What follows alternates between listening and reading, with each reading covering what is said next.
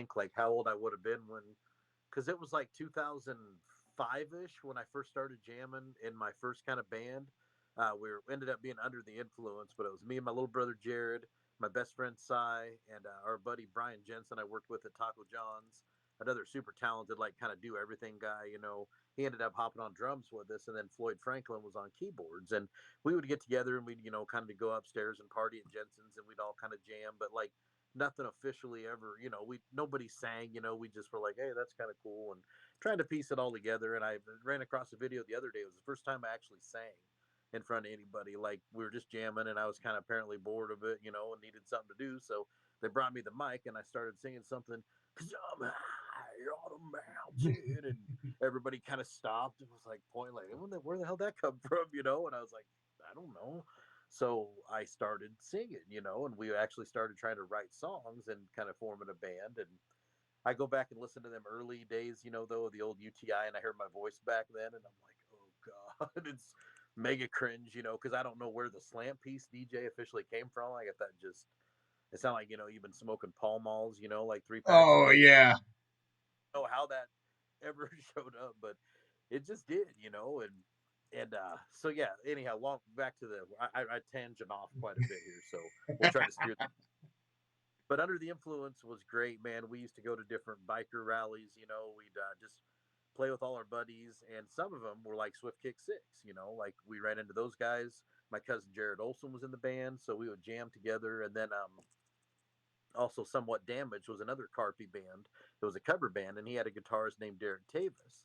And I remember going to see them a couple nights in Kearney there at the Copperfields, and that dude would just like shred solos, and I'm like, dude, Tavis. Also, he's cool name, Derek. I like this guy. So when one night we were down at what is now the other side, but it was the garage back in the day. It was like the hopping place to be. And Carpy and I were there, and we're watching Ten Dead up there. It was the first time I got to see Ten Dead. There's a whole backstory behind that we won't get into. But so I'm there seeing Ten Dead finally, and Carpy looks over at me and is like, "Ditch, we should be doing shit like this, man." And I'm all drunk, like, "Fuck yeah, Red, that's what I'm talking about. We got to get heavy. Let's do some fucking heavy shit." And well, then we, sobered up the next couple of days, whatever. I think we kind of messaged back and forth about it for a while. And Bill had a girl living with him at the time that was like it was a bad situation. So we kept talking about, well, we're going to practice. Let's jam. It'd be fun. Well, who could we bring in? Let's talk. What about Derek Davis? Oh, yeah, he'd be cool. So, but Bill had this chick there. So it like was never going to happen. Finally, she got booted out. Bill gave her the old boot, and we were all rejoicing. All right, cool. And then we finally went over and jammed. And I had this song, Muddy Water, that I'd kind of been working on with UTI. Like it was going to be a riff. We never really kind of finished it. And showed up and started playing that. And they just kind of hopped right in. Bill starts doing, and Carpy jumps in. And it was like I wrote it with them guys. Like pretty soon we just jammed it through. And it was like pretty much what it ended up being. And I'm like, well, shit, I think we're onto something here, fellas. That's how Slantpiece was born. And that would have been in 2012, I think. And yeah, so it's kind of like I say, a mixture of different bands that we jam with, kind of like an all-star kind of thing. Hey, we'll grab this guy from Swift Kick and DJ, and boom.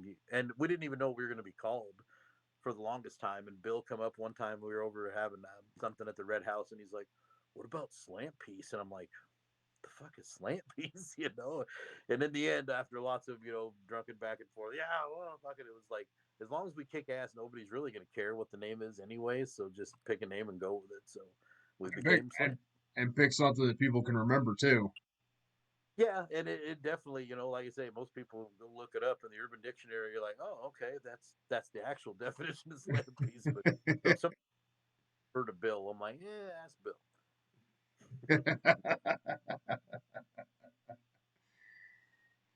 Yeah, because I know you guys are one of the heavier. Carney I've noticed has like this real unique, like everything's different, and there's like not what I've seen yet anything really matching what you guys are on heaviness. Because you kind of Yeah. have more of the like you guys covered roots and you have more of the guttural sounding vocals, Mm-hmm. but then except for uh Vic, who he could just kind of scream for fucking ever. Yeah, Vic's a completely different person in himself. He's just he's a beast, man. He can do so many different things, man. When you see, have you seen Crazy Horses yet? No, I have not, but I did see El Jefe, and I thought that was cool as hell. Just him up there as a one man band, where and then he just lets out this scream, and I'm sitting there going, Yeah, okay. my thinking about that because especially at FeckFest, I remember seeing like he'll hold that bad boy forever. But dude, wait till you get to see Crazy Horses. They are like the coolest cover band you've never seen if you haven't seen them yet. Vic's brother Kenny Jerome.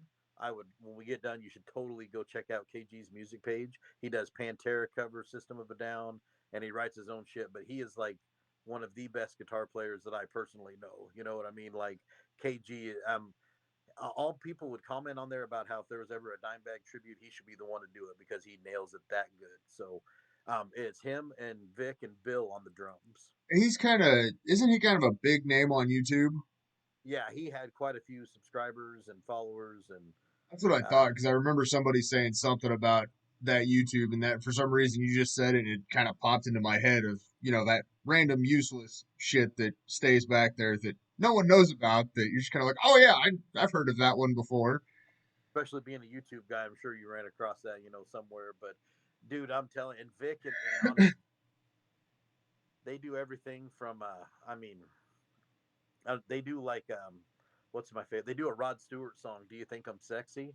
But like totally rock it out. They do Rebel Yell. They do. I mean, just I can't even describe them all because they do them, but they do them their style. And you Well, know how yeah. Vic when they do Hell's Bells. I mean, he's just full throating it, like. And speaking of Vic, by the way, yeah, but for those you don't know, I am on 107 Rock. I run a weekly show now called Rockin' It Old School Radio over there on Brother Wayne's channel. And this Friday, I have Vic Jerome on as my special guest, and we're going to be talking El Jefe, Crazy Horses, Pawn Stock. I mean, I've known Vic since like fourth and fifth grade back in McCook, so like having him. It was cool having Gene on. I mean, that was a hell of a first guest for my Friday, but also excited to talk to Vic because the whole world needs to know about pawn stock. In my opinion, it's something incredible. Well, they're at what, like year 15 or 17 or something. Where it's going to be 15 this next year. I mean, it's up there in that neighborhood for sure.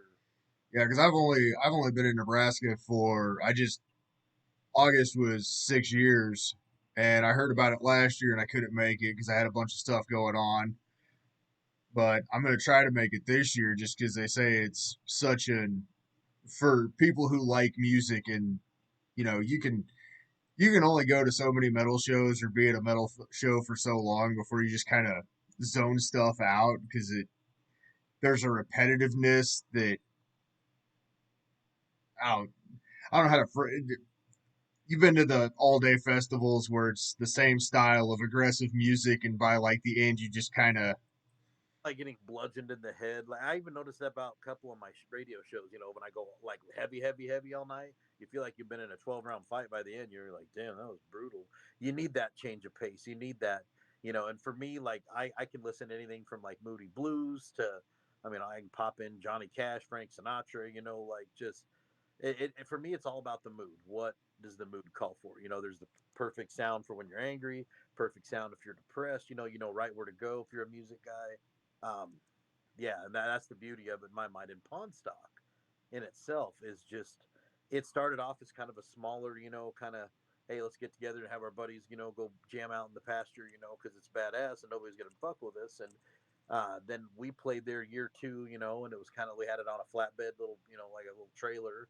Stage was set up. It was cool, it was awesome. But then it just got bigger and bigger, and pretty soon it was a 2-day festival, and then you're pulling in bands from literally like all over. I mean, you got Whiskey Dick and you got dudes from Denver, oh god, I just their name escaped me, but Smokestack Relics, there you go. But St. Christopher, just people coming all down there, and it is such a community because like I think only one year I remember actually a fight going out there, and like I say, that has to be going back to like '08 or something. I swear, like it goes way back, but it is, yeah, some of the nicest people you'll meet.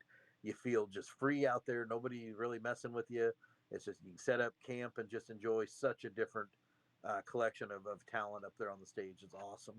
yeah, because I know for like just with me recording like the photography stuff, it'd be an amazing experience, but at the same point in time, just for the content alone, it'd be a nightmare. But it's one of those things where it's like it'd be worth it. And I'm looking to see where things are with work and all that stuff, and just possibly taking some time off and just being like, look, I'm leaving for 3 days.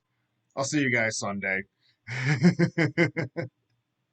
Might want to wait till Monday after a weekend like that. But no, dude, it's something everybody should experience. And like I say, I'm excited to bring Vic on just to and Pawn Stock isn't like heavy metal. But there are some metal that plays out there. Like we've played out there. Slantpiece has, but it's not so much primarily just an all metal festival, but it is an all badass music festival, and it is just like I say, if you haven't been out there, it's something that I would highly recommend. And I'm excited to kind of help everybody know because like I say, he pulls bands in from all over the country, but I still feel if more people heard about it, I mean, there'd be even more people coming because it truly is like, it sounds cliche to say it's a magical place, but there is something definitely magic about Pawn Stock, and people talk about it that have been there. It's something unique and special.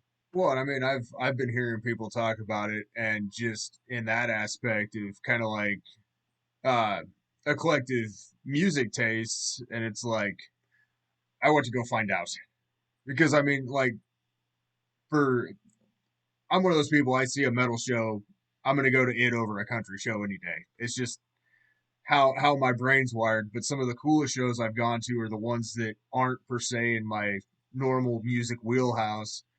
Like I got invited to this one show, and it was just they're what I call like vibe bands or feel good bands where they just have great energy, but they're not heavy, they're not aggressive, they're not like they're kind of rock style, but they're nothing like like emo or punk or heavy metal. It's just this cool vibe band, and it was probably one of the coolest shows I've been to. And it was just out in some little small town, and everybody's hanging out, and it was a good time. And I think I had to leave because it was getting dark, and my headlights were all wonky, and I'm like out of state tags. I got to get back to where I'm going. I've been out here for 8 hours and like slightly dehydrated. I need to go get some fluids and I know that feeling all too well. well, like a lot of the But major festivals, when it's they're charging $8 for a water and 15 for beer, it's like I'll take a water and then I'm gonna go find a garden hose and fill that damn thing back up. I bet it's been a while since I've been to one, but I'm sure it's even crazier now. But like you were saying though, like one of my favorite slant piece shows that we did was actually down in Lenora, Kansas. It was Slant Piece, Crazy Horses, and Chantel Lightner. And Chantel Lightner is a girl from Kansas. I think I swear she was down from Atwood or something like that. But she was just her and her acoustic, And I remember like thinking just what a weird vibe it was, like from us and the, like her style of music. But it didn't matter because it was one of my favorite shows, just sitting there watching her sing, and she had such a unique voice, and I'm like, dude, this is what music's about. You can sit and enjoy this, and then you can enjoy that, and that's what I've always been. I mean, I love some old school rap, I love mellow stuff, but the stuff that really just pumps the old blood is heavy metal. If it's like, all right, if you have to ask me my favorite kind of music, obviously it's metal. I love all music, but if I had my choice, just give me some metal. I need to go clean the house. All right, we're putting on Slipknot's Iowa or Panther's Vulgar Display, and it's just like, okay, okay, ah! And you're going, and you just house is done by the end of the album. You're like, I don't know where the fuck I put anything, but the house looks good. And you put in Alice in Chains Unplugged, you might not get as much done. Like I love Yeah, that album, but it's not going to be my motivation. Yeah, let's get it done.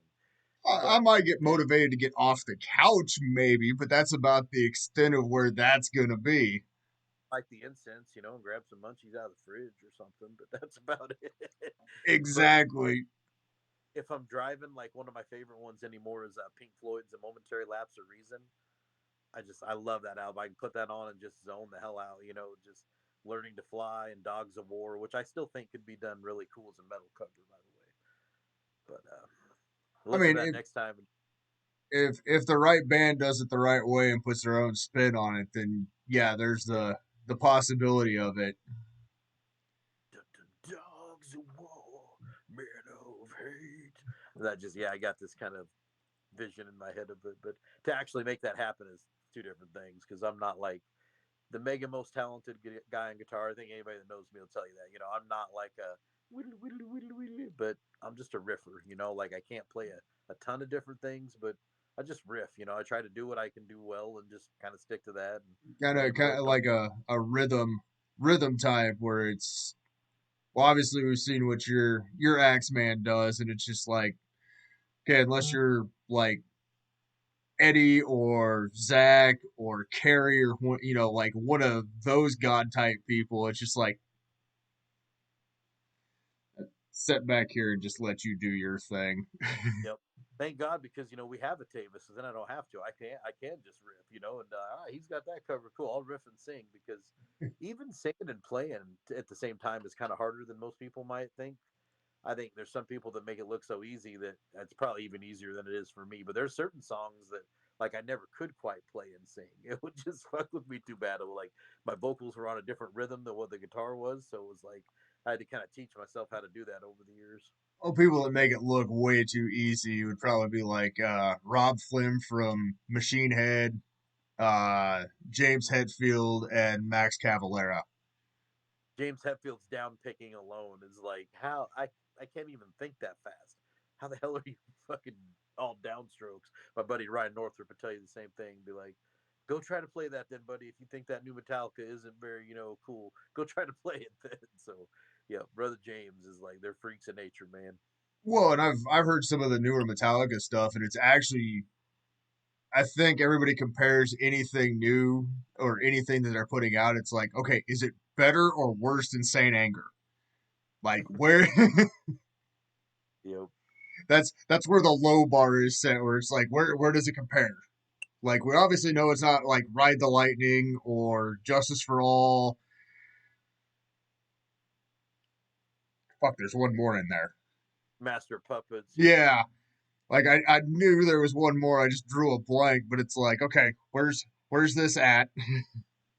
Yeah, exactly. On a scale of lightning to load,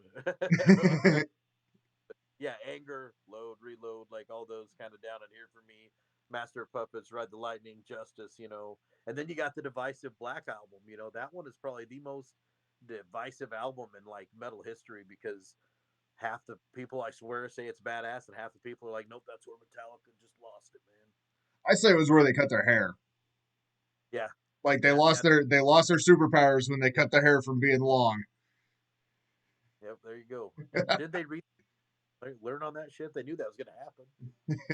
It's like Samson But just you know, I finally got to see him though. I think it would have been probably the Load tour or Reload out in Denver. We got to see it was it was Metallica and COC, I think it was, and maybe one other one there in Denver and at McNichols Arena before they tore that down. And everybody was like, "Oh, Metallica, they went soft on the Black Album." I tell you what, they came out and just fucking leveled the place, dude.